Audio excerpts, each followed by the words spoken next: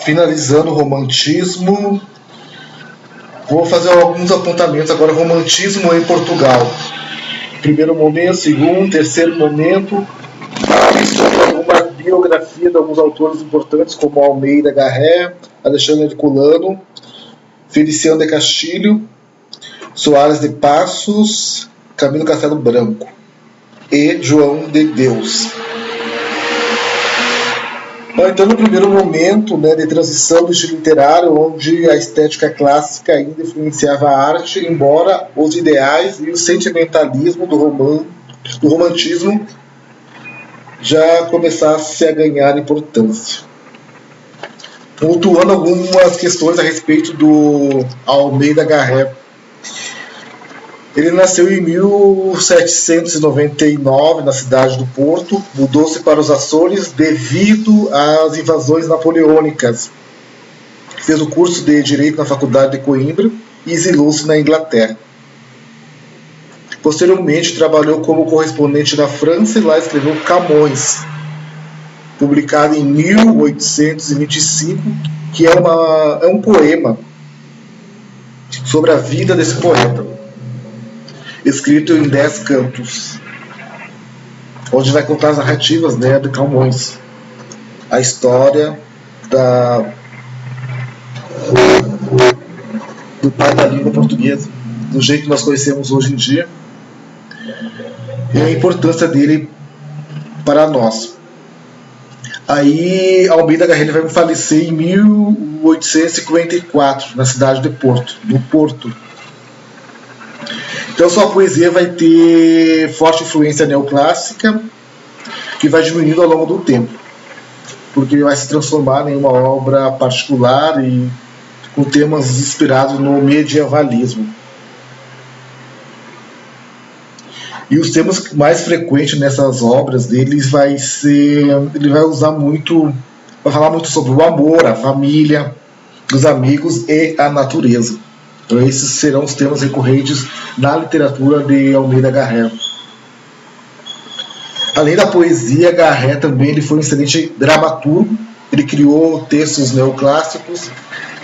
No início, e pouco a pouco foi evoluindo para uma linha mais romântica, mas sem deixar de lado os valores da Grécia Antiga. Então ele tinha bastante influência, né, do período da Grécia Antiga. Ele gostava muito dessa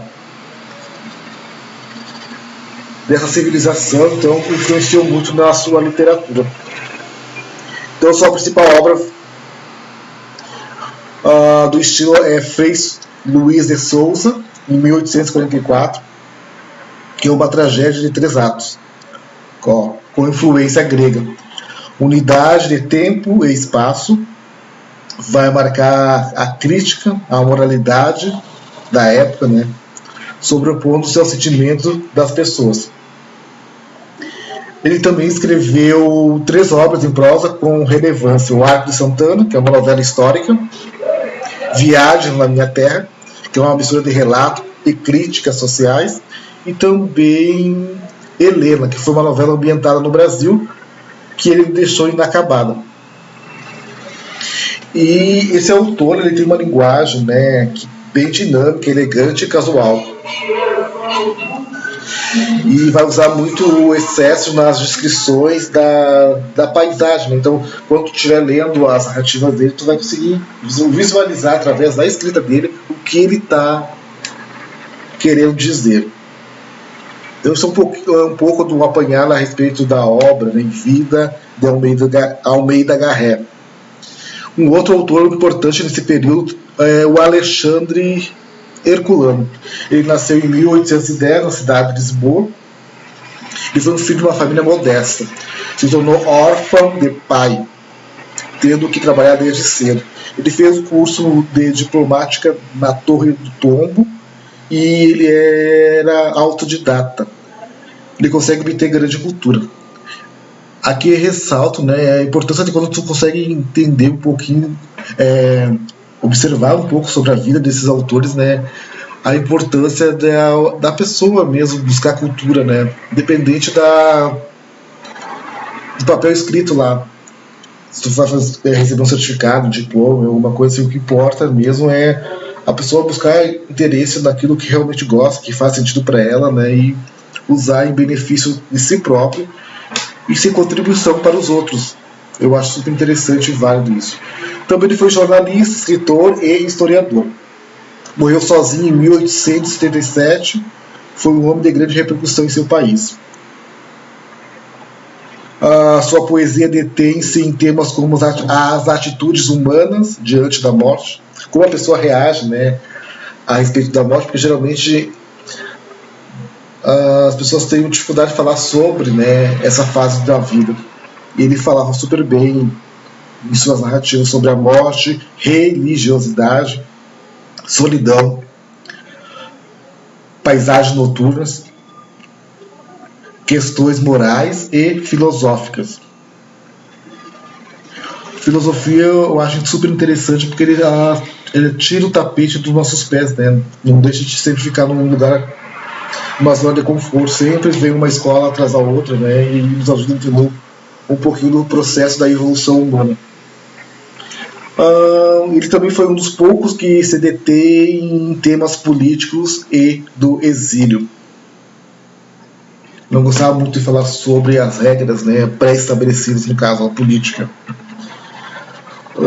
De grande importância, o romance histórico que ele fez foi Eurico, o Presbítero, que nessa narrativa, né, vai se situar no período da invasão árabe, e também ele vai falar sobre que ele era contra, né, o celibato clerical.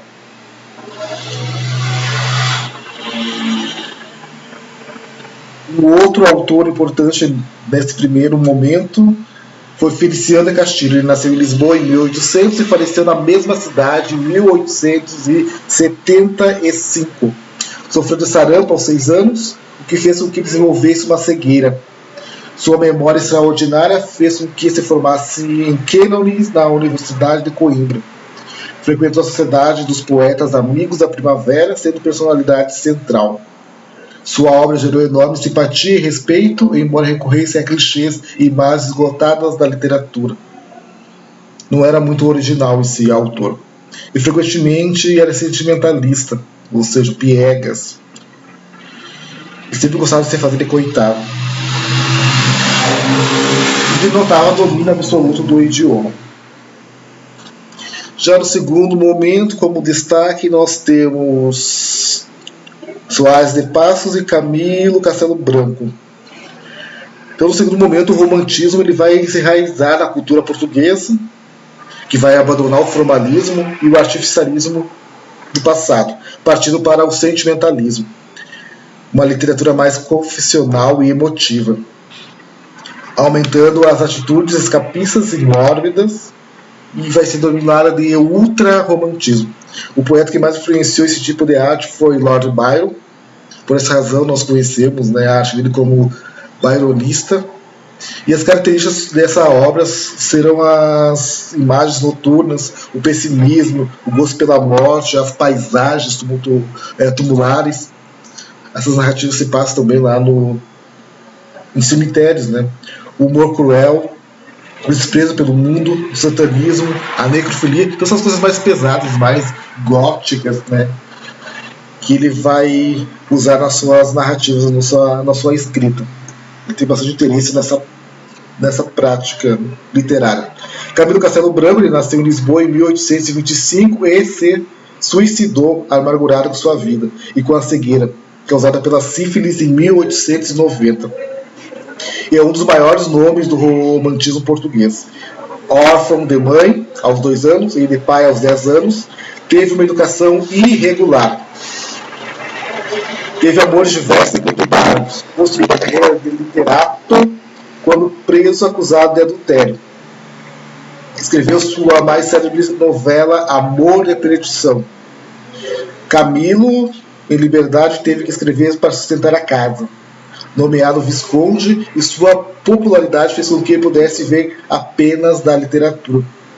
Uma coisa interessante de Amor e Perdição, que é retratado, né, nas narrativas, né, românticos, também depois no realismo, né? Existia o amor elegante, que é aquele amor com pessoas que tinham compromisso, que eram casadas, né? E mesmo assim elas cometiam adultério, mas como era da pessoas intelectuais que ficava meio encoberto isso, era uma coisa, algo que vai depois na E.S. de Queiroz, né, ele vai falar sobre isso, né, nas suas obras, sobre a hipocrisia, que ele vai sempre falar sobre, fazer essa crítica ferrenha a respeito da hipocrisia na sociedade portuguesa daquele período. Um dos livros que é super interessante, que fala, que tem um pouco dessa abordagem, né, é Os Maias,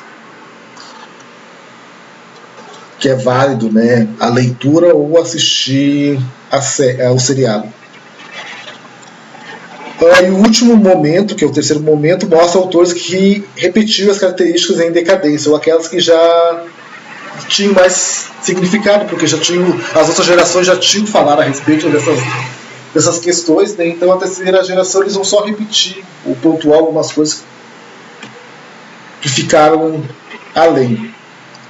E se destaca o João de Deus, que ele nasceu no Algarve em 1830, ele cursou Direito na Universidade de Coimbra, e o gosto pela vida boêmia e as rodas de amigos o levaram à regularidade nos estudos. Assim que terminou o curso, seguiu para Beja, onde dirigiu um jornal chamado Begense. Elegeu-se deputado e entrou para a vida pública. Escreveu um método de ensino chamado Cartilha Maternal, que foi adotado em várias escolas, e acaba morrendo em 1896. Sua poesia apresenta dois ramos, a lírica e a satírica. A satírica apresenta escasso valor literário, mas a lírica uma das mais expressivas do romantismo português. Seus temas são natureza, o amor, Deus, erotismo, todos eles retratando com simplicidade e delicadeza, usando-se de metáforas.